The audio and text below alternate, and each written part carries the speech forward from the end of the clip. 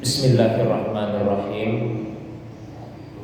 Assalamualaikum warahmatullahi wabarakatuh.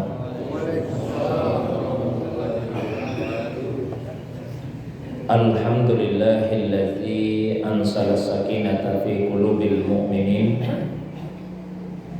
Wassalatu wassalamu ala sayyidil awwalin wal akhirin, sayyidil anbiya'i wal mursalin, sayyidina wa habibina wa syafi'ina wa maulana Muhammadin wa ala alihi wa ashabihi wa ala man ittaba'an nur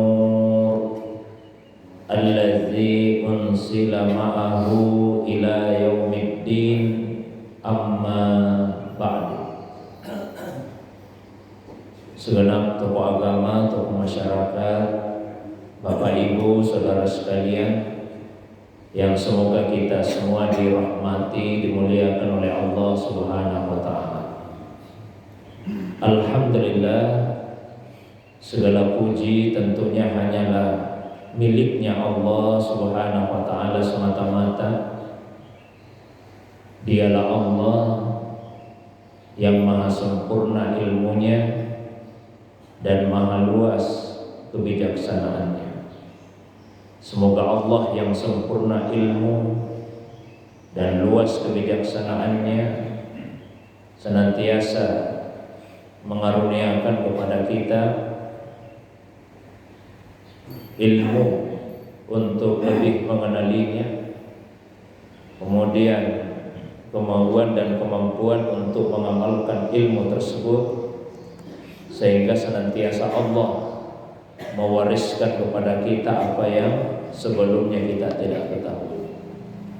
Salawat dan salam semoga senantiasa Allah curahkan kepada kekasih kita Rasulullah Muhammad sallallahu alaihi wasallam.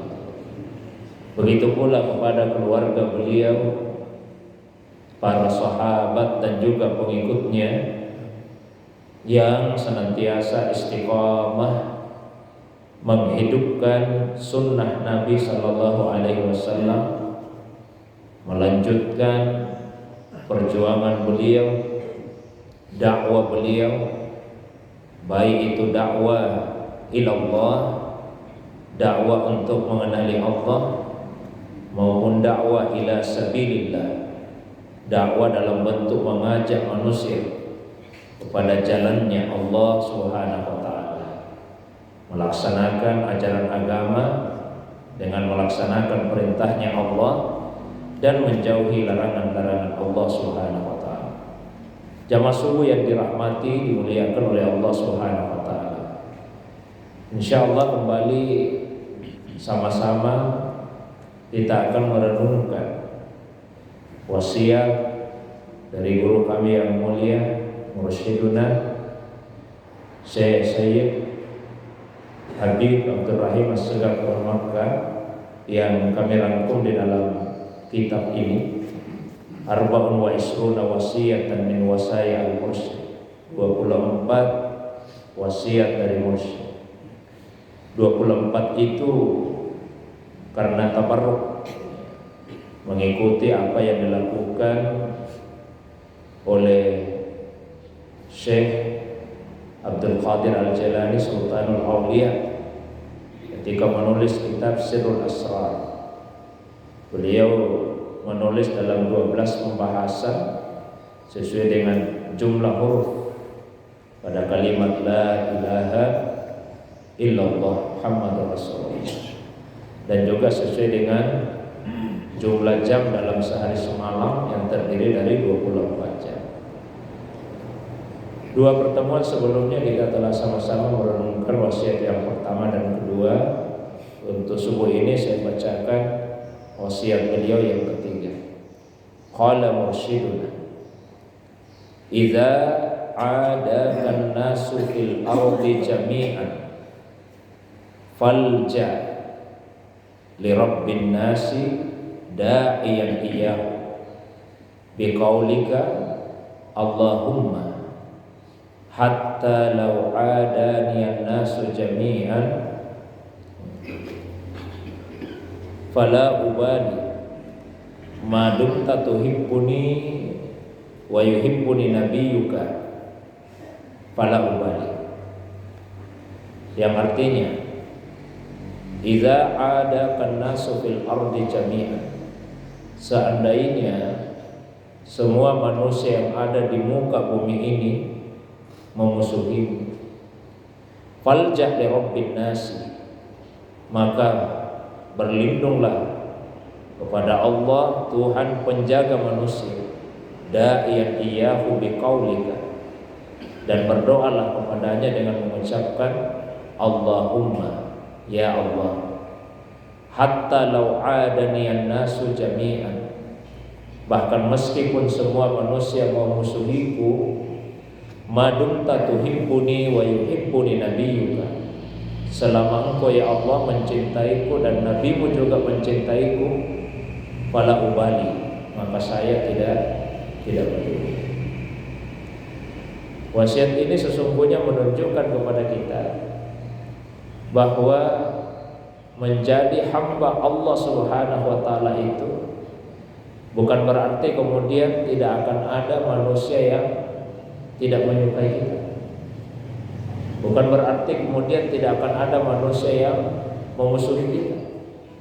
Justru sebaliknya, semakin seseorang berusaha untuk mendekatkan dirinya kepada Allah Subhanahu wa taala, semakin seseorang benar-benar berupaya untuk menghambakan dirinya kepada Allah Subhanahu wa taala, maka pasti akan banyak manusia yang tidak menyukainya. Itu sudah satu sunnatullah. Jangankan kita ini manusia biasa, Rasulullah sallallahu alaihi wasallam sendiri pun manusia yang paling dekat dengan Allah, yang paling mencintai Allah dan paling dicintai oleh Allah, beliau juga dimusuhi oleh setan dari kelompok jin dan setan dari kelompok manusia. Di dalam Al-Quran Allah SWT menegaskan, wa kadzalika ja'alna, demikianlah kami telah menjadikan, wa kadzalika ja'alna likulli nabiyyin aduwwa, demikianlah kami telah menjadikan tiap-tiap nabi itu aduwwa, ada musuhnya, syayatinal insi wal jin, musuhnya itu adalah setan-setan, baik itu dari kelompok jin maupun dari kelompok manusia. Dan kita bisa membaca dari sirah, sejarah perjalanan hidup Rasulullah sallallahu alaihi wasallam, bagaimana beliau dimusuhi bahkan oleh keluarga dekatnya sendiri, bahkan oleh masyarakat yang sebetulnya sangat mengenali bagaimana kejujuran Nabi sallallahu alaihi wasallam, bagaimana kemuliaan akhlak Rasulullah sallallahu alaihi wasallam, tapi beliau dimusuhi oleh keluarga, oleh masyarakat yang ada di sekitarnya. Beliau bahkan sampai meninggalkan kota yang paling dicintainya, yaitu kota Makkah.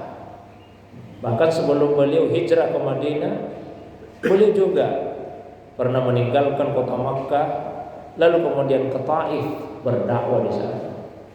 Semua itu beliau lakukan karena kecintaannya kepada umatnya, tapi umatnya malah memusuhinya. Diceritakan di dalam kitab Barzanji bagaimana perjalanan dakwanya Nabi ketika di Taif. Wa ammat ta'ifa yad'u sakifan falam yuhsinu bil ijabati qira wa aghrau bihi as-sufaha wal abida masabbuhu bi alsinatin badhiyah wa ramauhu bil hijarati hatta huddibat bid dima'i naqla. Maka berangkatlah Nabi menuju ke Taif, mengajak Bani Saqif, penduduknya Taif, untuk masuk Islam. Tapi mereka sama sekali tidak menyambut kedatangan Rasul dengan cara yang baik. Sebaliknya mereka melempari Nabi, mencaci maki Nabi dengan lisan mereka yang kasar. Tidak cukup dengan cacian, mereka melempari Nabi. Darah mengucur dari kaki Rasulullah Sallallahu Alaihi Wasallam. Ya. Maka beliau kemudian memutuskan untuk kembali pulang ke kota Makkah. Summa ada Sallallahu Alaihi Wasallam ila Makkah hazina, fasalahu malakul jibal fi ihlaki ahliha tawil asri. Nabi kembali ke kota Makkah dalam keadaan sedih. Bukan sedih karena dirinya, sedih karena melihat umatnya diajak kepada kebaikan, tapi justru mereka tidak mau menerima ajakan Nabi Sallallahu Alaihi Wasallam. Nabi kembali ke Makkah dalam keadaan sedih. Datanglah malakul jibal, malaikat penjaga gunung, dan menawarkan kepada Nabi Sallallahu Alaihi Wasallam, menawarkan kepada Nabi untuk menghancurkan penduduknya Taif saja. Tapi cinta Rasulullah SAW kepada umatnya sungguh sangat besar. Beliau bahkan berkata, bukan itu yang saya harapkan malaikat. Justru saya berdoa kepada Allah Subhanahu wa taala, mudah-mudahan Allah mengeluarkan dari tulang sulbi mereka anak keturunan yang mau beribadah kepada Allah Subhanahu wa taala dan tidak menyekutukan Allah Subhanahu wa taala. Ini sirah sejarah hidupnya Rasulullah sallallahu alaihi wasallam. Maka siapa yang menempuh jalan hidup yang ditempuh oleh Rasulullah SAW juga akan mengalami ujian-ujian seperti itu di dalam kehidupan ini. Jadi jangan dianggap bahwa jalan Allah Subhanahu wa taala itu akan selalu mulus, mudah, tidak ada tantangan-tantangannya. Allah Subhanahu wa taala mengingatkan di dalam Al-Qur'an, "Am hasibtum an tadkhulul jannah walamma ya'tikum masalul ladzina khalau min qablikum massatkumul ba'sa'u wad-dharra'u wa zulzilu hatta yaqula ar-rasul wal ladzina amanu ma'ahu mata nasrullah ala inna nasrallahi qarib."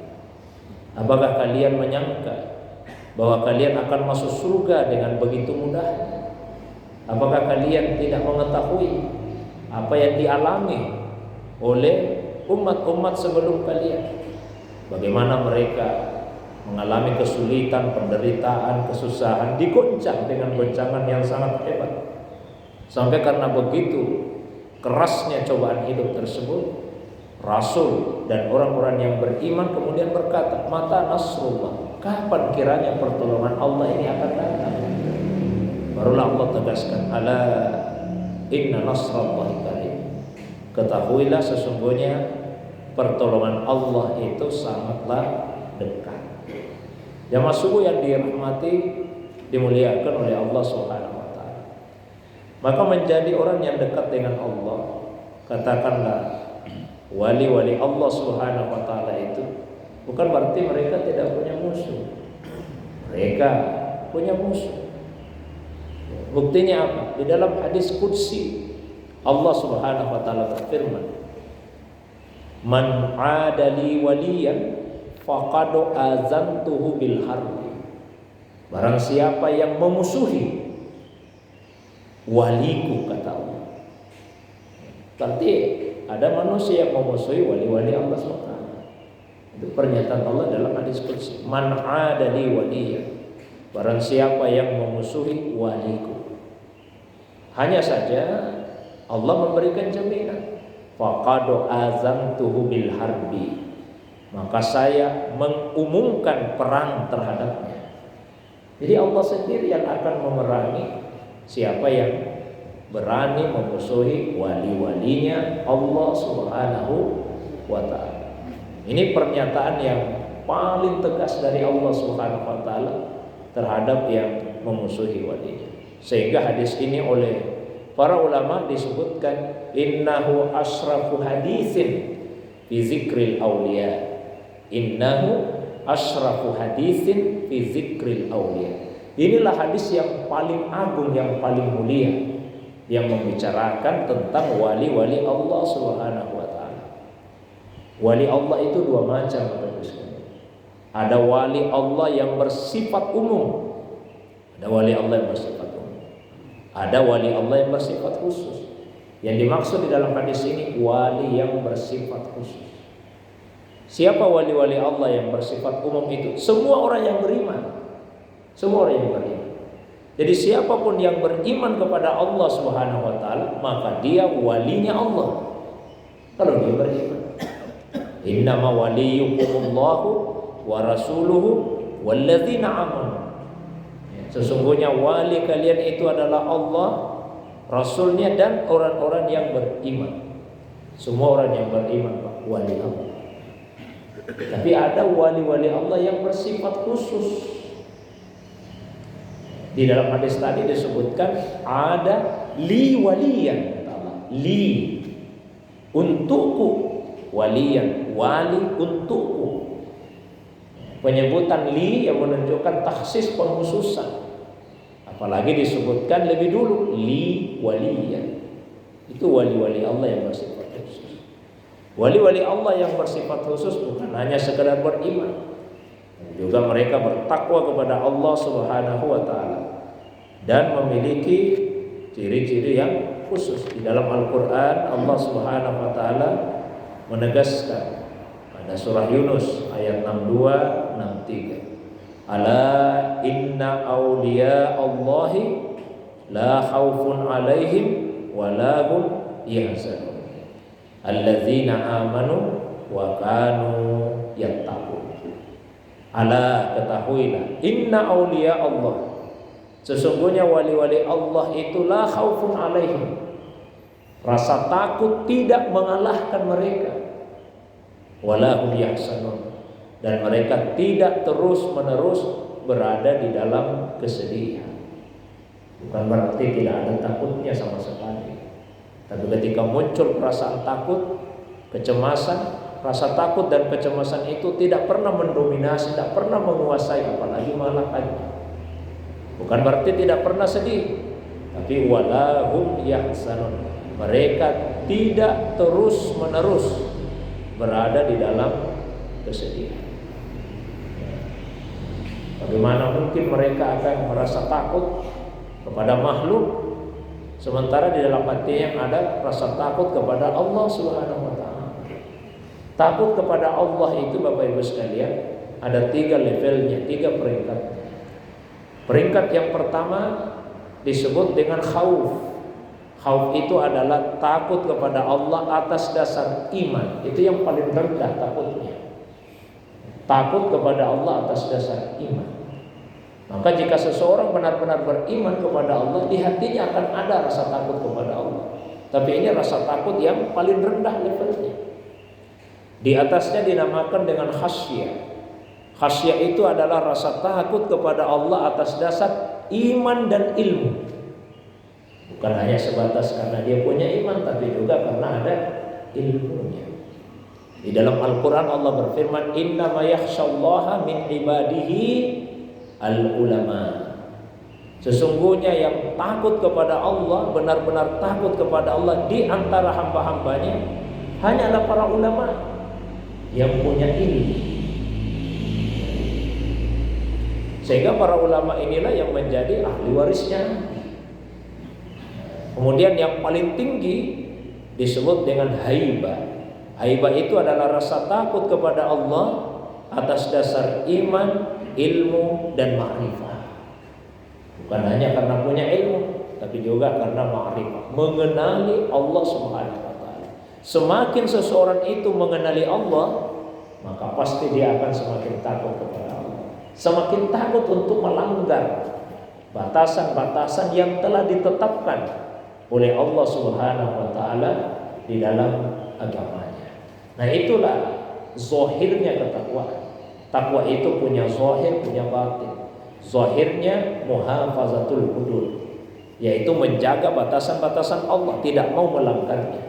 Batinnya ketakwaan itu adalah an-niyah wal ikhlas, niat dan ikhlas.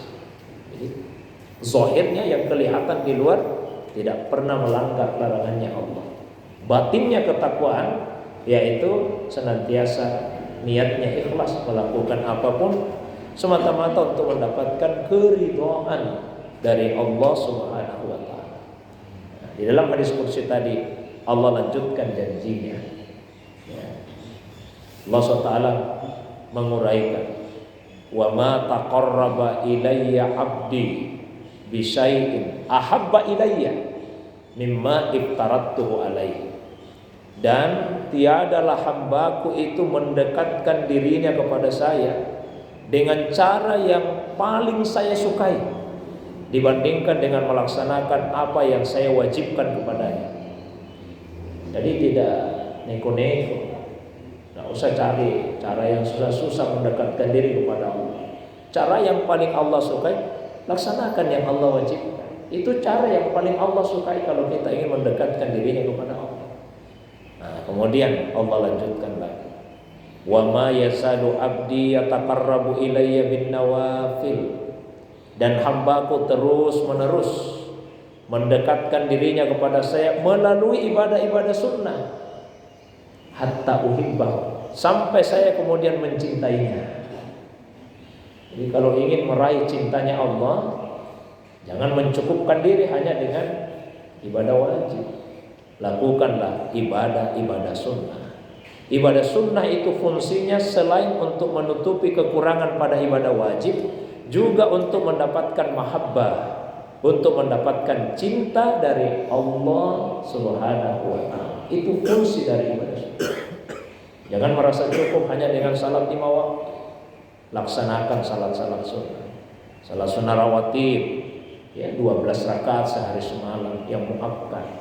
4 rakaat sebelum zuhur, 2 rakaat sesudahnya, 2 rakaat sesudah maghrib, 2 rakaat sesudah isya, dan yang terutama 2 rakaat sebelum subuh. Jaga salat witir kita. Kalau bisa kita laksanakan di akhir malam, itu yang terbaik. Kalau kita khawatir tidak bisa bangun di akhir malam, witirlah di awal malam. Man khafa alla yakuma akhiral lail falyutir awwalal lail. Siapa yang khawatir tidak bisa bangun di akhir malam karena capek, kurang sehat, maka kata Nabi, witirlah di awal malam. Sebelum tidur witir, setelah itu baru tidur. Beberapa sahabat dipesan khusus oleh Nabi seperti itu. Abu Zar, Abu Hurairah dipesan Nabi. Saya kata Abu Hurairah, ausani khalili bisalasin. Kekasihku Rasulullah mewasiatkan kepada saya 3 amalan. Apa saja itu? Siyamu salasati ayyamin min kulli syahr. Puasa 3 hari setiap bulan. Kemudian yang kedua, rak'atai ad-duha, 2 rakaat salat duha. Dan yang ketiga, an utira qabla an anam, supaya saya witir sebelum tidur. Sudah salat isya Pak, ba'diyah isya dulu langsung witir. Wa man tami'a ayyakuma akhiral lail. Tapi siapa yang tamak ingin mendapatkan keutamaan yang lebih banyak lagi, falyutir akhiral lail, witirlah di akhir malam. Fa inna salata akhiril laili mashhudatun wa zalika afdal. Karena sungguh witir di akhir malam itu dihadiri oleh banyak malaikat, dan itu yang lebih utama. Kita jaga salat duha. Salat duha itu ibaratnya adalah sedekahnya tubuh.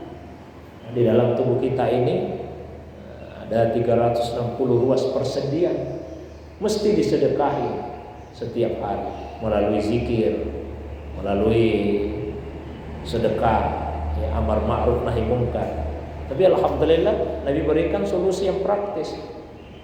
Wa yatsi udzalika kulluhu rak'atani minad duha. Kalau sudah salat duha 2 rakaat, langsung terpenuhi hak 360 ruas persendian yang ada di dalam. Laksanakan salat awal, salat hajat, salat tasbih, salat sunnah yang lain. Prinsipnya Bapak Ibu sekalian, kalau ada amalan sunnah, kerjakan itu meskipun hanya sekali dalam seumur hidup. Jangan biarkan ada satu amalan sunnah, apalagi salat sunnah, yang tidak pernah kita kerjakan sama sekali. Kerjakan, biar hanya sekali dalam seumur hidup, ibaratnya seperti itu, supaya nama kita tetap tercatat sebagai orang yang pernah melakukan amal sunnah tersebut. Kalau misalnya kita tidak pernah melakukan sama sekali dalam seumur hidup, nama kita tidak termasuk dalam catatan orang yang melakukan amalan sunnah itu. Semua salat sunnah Pak usahakan kerjakan. Ulama kita sampaikan ada salat sunnah seperti kerjakan salat sunnah. Namanya salat sunnah Isra, ya, kerjakan salat sunnah tersebut. Itu prinsipnya. Begitu juga puasa, ada puasa-puasa sunnah dikerjakan. Sekali lagi, Setiap amalan sunnah usahakan pernah kita kerjakan meskipun hanya sekali di dalam seumur hidup kita. Jamaah subuh yang dirahmati dimuliakan oleh Allah Subhanahu wa taala. Nah, jika kita benar-benar kembali kepada Allah Subhanahu wa taala ketika berada dalam kesulitan hidup, berada dalam cobaan, dimusuhi oleh banyak manusia, bahkan sekalipun seluruh manusia ada di bumi memusuhi kita, pada saat itu falja li rabbin nas, kembalilah kepada Allah Subhanahu wa taala, karena Allah lah Malikul Mulk, penguasa segala kekuasaan. Allah lah Rabban nas, pencipta, pengatur, pemilik ya seluruh manusia. Allah yang menguasai seluruhnya. Tawakal, berserah dirilah kepada Allah Subhanahu wa taala. Berserah diri kepada Allah Subhanahu wa taala. Tawakal. Tawakal ini ya, artinya menyerahkan diri kita sepenuhnya kepada Allah. Maka kita diajari setiap mau keluar dari rumah jangan lupa baca doa. Bismillah, tawakkaltu 'alallahi wa la haula wa la quwata illa billah. Kelihatannya sederhana, tapi jika kalimat ini kita ucapkan pada saat keluar dari rumah mau kemana saja, begitu kita ucapkan Bismillah, ramai-ramai malaikat berkata, hudita, sungguh engkau telah diberi petunjuk. Begitu kita ucapkan tawakkaltu 'alallah, saya berserah diri kepada Allah, ramai-ramai malaikat berucap, kufita, sungguh semua kebutuhanmu telah dipenuhi. Semua kebutuhan pada Allah. Begitu kita ucapkan wala haula wala quwata illa billah, tidak ada kekuatan yang bisa menolak yang buruk dan tidak ada kekuatan yang mampu untuk mendatangkan yang baik kecuali dengan izinnya Allah. Maka apa yang dikatakan malaikat, kita sungguh engkau telah dijaga dari semua kemungkinan buruk yang bisa terjadi. Yakinlah pesan dari mursyid kami, bendera Allah Subhanahu wa taala itu tidak akan pernah patah. Itu pesan beliau. Kemudian apa yang diwasiatkan tadi di akhir wasiatnya, beliau katakan bahwa asal Allah mencintai kita, Rasul mencintai kita, kita tidak usah peduli dengan reaksi dari manusia. Yang kita cari cinta dari Allah, cinta dari Rasulullah SAW. Karena jika Allah mencintai kita luar biasa. Di hadis kursi itu lanjutannya Allah menjanjikan seperti ini. Fa idza ahbabtu, kalau saya sudah mencintai waliku, kuntu sam'ahu, saya jadi telinganya, alladzi yasma'u bih, yang dengannya dia mendengar, wa basarahu alladzi yubsiru bih, saya jadi matanya yang dengannya dia melihat, wa yadahu, saya jadi tangannya, allati yabtishu biha, yang dengannya dia memegang, wa rijlahu allati yamshi biha, saya jadi kakinya yang dengannya dia melangkah. Ini penjagaan Allah. Kata para ulama kita, seandainya bukan Nabi yang membahasakan ini melalui hadis kursi, karena hadis kursi itu maknanya dari Allah, tapi Nabi yang membahasakan, redaksinya dari Nabi, maka mungkin kita akan bertanya-tanya, apa maksudnya? Allah jadi telinga, Allah jadi mata, Allah jadi tangan, Allah jadi kaki. Tapi karena Nabi yang membahasakan dan beliau orang yang paling fasih dalam berbicara dan paling paham, maka tidak ada kerancuan yang kita rasakan ketika mendengarkan kalimat itu. Coba kalau orang lain yang membahasakan, pasti rancu. Pasti rancu. Dan ini juga menunjukkan pada kita bahwa tidak semua ucapan-ucapan dalam agama, apa di hadis atau di Al-Quran dipahami secara zahir. Ya, ada yang mesti ditakwil, Pak. Tidak mungkin bisa semua dipahami zahir. Bagaimana Allah menjadi mata kalau dipahami zahir? Allah jadi telinga kalau dipahami secara zahir. Yang dimaksud di situ, Allah akan menjaga seluruh anggota tubuh kita. Bukan hanya anggota tubuh, Allah akan jaga hati kita. Lebih dari itu, Bapak Ibu jamaah subuh sekalian, Allah janjikan, wala in sa'alani la'utiyanna, jika ia meminta sesuatu kepada saya pasti akan memberi. Itu janjinya Allah. Makanya para wali-wali Allah itu tidak pernah mereka cemas dalam hidup. Allah janji kalau mereka minta dikasih. Mereka minta dikasih. Wala in ista'adzani la uizanna. Jika ia mohon perlindungan kepada saya, maka saya pasti akan memberikan perlindungan kepadanya. Nah, pada akhirnya Bapak Ibu jamaah subuh sekalian, jika kita ingin menempuh jalan menuju kepada Allah Subhanahu wa taala, maka diluruskan niat kita lakukan itu untuk mengenali Allah, mencintai Allah, dan mendapatkan kecintaan dari Allah SWT, mendapatkan ridho dari Allah Subhanahu wa taala.